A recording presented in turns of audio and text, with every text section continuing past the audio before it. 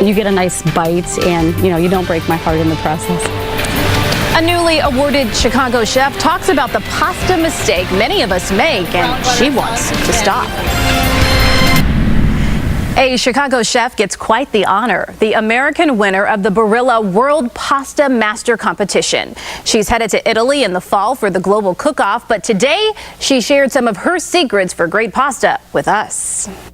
So far, we've rolled out the pasta sheets. Chef Carolina Diaz is busy prepping in the kitchen ahead of the lunch rush at Tirzo Piano inside the Art Institute. I do sing a lot of Elton John when I make pasta. She politely declined to do so for our camera today. But she was more than happy to share some pasta tips. Number 1, don't dump the water. Water that you cook your pasta in is super important.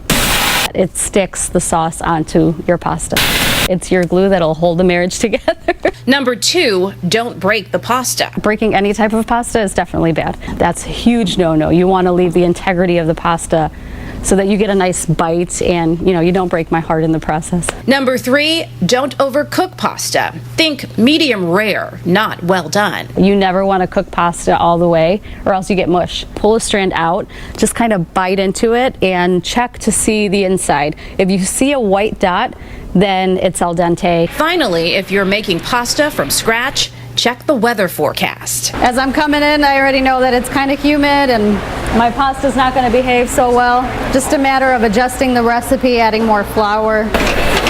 Chef Carolina also teaches cooking at Triton College. In the fall, I'll be teaching Italian class, which will be my favorite. Oh, that looks good. Well, we wish her all the best at the World Competition in October. And while we're on the